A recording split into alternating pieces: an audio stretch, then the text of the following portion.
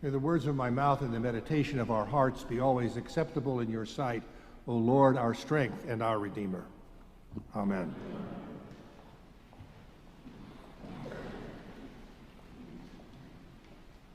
I think that it's part of human nature to see signs and patterns, even when none actually exist.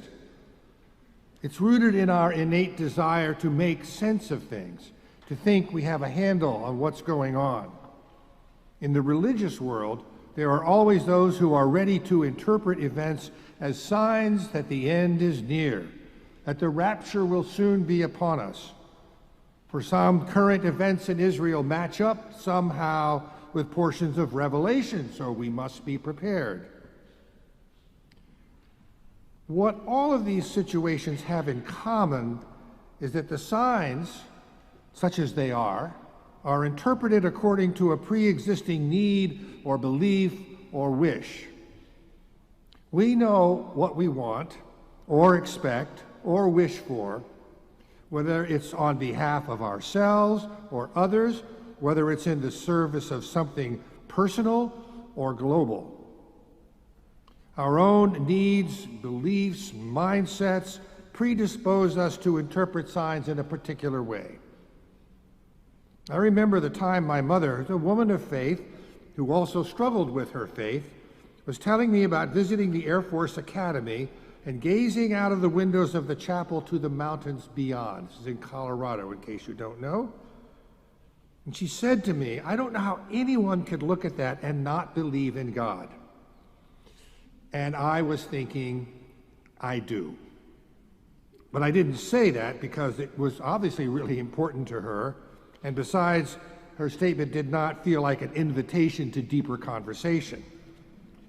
But of course, the juxtaposition of a striking modern chapel in the Colorado mountains are no more a proof of God's existence than anything else we might gaze upon. It all depends on what we want or expect to see in the first place.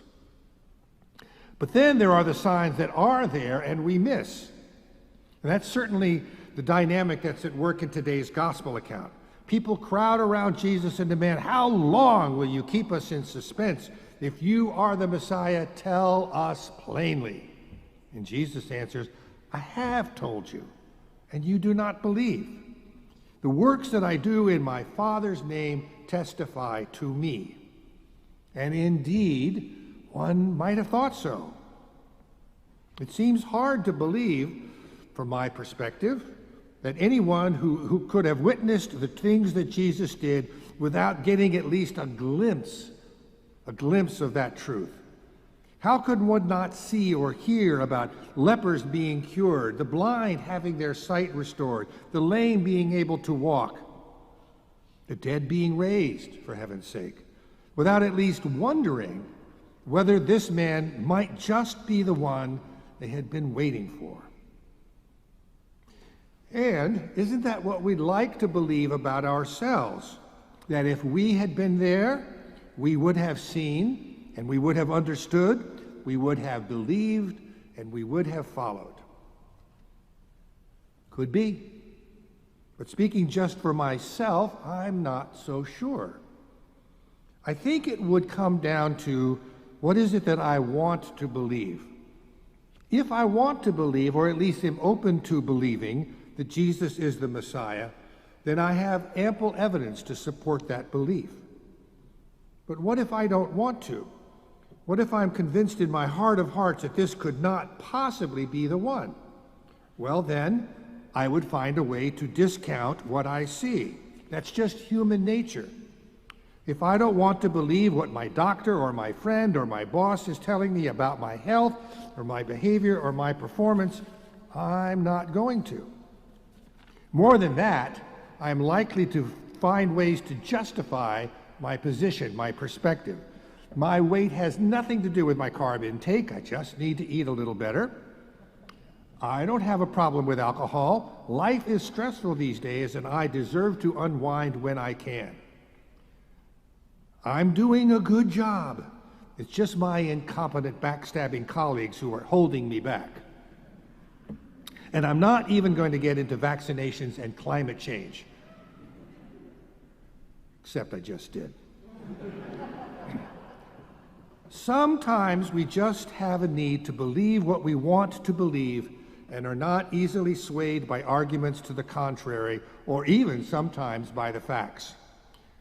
Or to put it in the context of a modern parable you might be familiar with, if I believe that the bright, shiny toys all around me will break the minute I start to play with them, I'll never pick one up. But if I'm convinced that there's a pony in the room, I will gleefully fling around handfuls of horse manure in order to find it. The spiritual journey is one that allows us to see, or begin to see, with the eyes of faith. This is what Jesus is talking about when he says, "But you do not believe because you do not belong to my sheep. My sheep hear my voice. I know them and they follow me." To see with the eyes of faith brings a perspective to our lives that can have a profound influence on how we understand our lives and the relationships in them. So let me ask a question. Leaving aside your first guess at Wordle, when something good happens to you, do you feel lucky or do you feel blessed? Now, let me hasten to say that by blessed, I don't mean singled out or favored, that you're better than someone else. I mean blessed as in sensing the goodness of God in the midst of whatever has happened. To feel lucky is to believe that some arbitrary force is at work that somehow worked in your favor this time. To feel blessed is to believe that God is the source of the good things that we enjoy and to feel thankful for those good things. But in case that sounds a little too pietistic, let me look at that perspective in another way. In my hospital ministry over the years, especially at Children's, I encountered many parents struggling with their faith in the midst of the awful things that were happening to their child. Some were clinging to any sign that they could discern that would tell them that their child would be okay. Others professed a faith in God, in a God who can and will directly intervene to save their child, especially if they are faithful enough. But there were others whose faith was strong but worked differently. They were certainly praying for healing and asking for those prayers from others. But what they would articulate, especially if invited to do so, was a faith that said that they knew that God was with them and with their child no matter what. Should their child die, that would be a devastating loss. But they believed that God would be with them and would give them the strength to endure, and that they would be okay in the end no matter what. No one can impose that kind of faith on someone else. No one can impose that kind of faith on someone else. One cannot insist that anyone see things from that perspective. It's a faith perspective that comes from within, that looks for signs of God, not just in the healing that might happen to their child, but in the healing they know can come from the working out of God's love in their lives. It is a perspective that takes the long view and trusts that God's redeeming love works over time. In our relatively recent history in this country, we have been witness to horrible, senseless, indeed nearly incomprehensible acts of violence. It seems that we barely have time to digest what has happened before it happens again. School shootings, mall shootings, concert shootings, synagogue shootings. And always we try to understand not only what happened, but why. One way that gets lived out is through the retrospective search for signs. How might we have seen this coming? What did we miss? And implied in all of this, how might we keep this from happening again? Now, on the one hand, it's certainly true that we need to do a better job of assessing and treating those who suffer from mental illness. And while I personally abhor the gun culture in this country, it's clear that someone who is determined to arm him or herself will find a way to do so. But still, we look for signs and reasons. I understand this in part to be a reaction to just how unsafe such an event makes us feel, because it could have been us. It could have been our children. It could have been our spouses, our friends.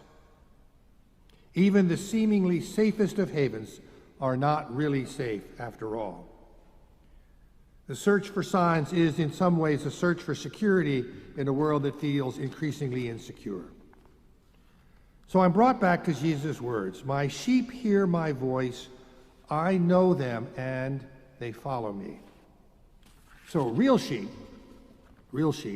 hear the shepherd's voice and recognize it as trustworthy. It's the voice of the one who will care for them and keep them safe. And so do we listen for the voice of the one who loves us and cares for us and rescues us from danger. But that is not all. Because it's not simply, "Come to me, all you who are heavily laden, and I will give you rest." Because Jesus also says, "Follow me." And Jesus makes abundantly clear what that means. To love one another, including the stranger. To return love for hate. To care for those in need, especially the most oppressed and marginalized members of our society. To forgive others and to seek forgiveness for ourselves. So let me say this clearly. Any voice that calls upon us to hate others, to inflict violence upon others, is not the voice of Jesus. Is not the voice of Jesus. Any voice that does not preach and live out the love of God is not Jesus' voice. Now, I need to say, and we all need to know, that all of us have those other voices within us at times. So we are called constantly to seek the voice of Jesus, especially when we feel drawn to listen to the other voices. And we are called constantly to follow Jesus in all that we do, so that we may be a beacon of hope to a deeply troubled world, so that the voice that they hear and the words they hear are the words of Jesus. We are called to be signs of God's love. That means, to be sure, reaching out to those in need, whatever that need may be. It also means speaking a resounding no to those who preach hatred and division. Let the world hear the voice of Jesus in us as we bear witness to his radical vision of love. Amen.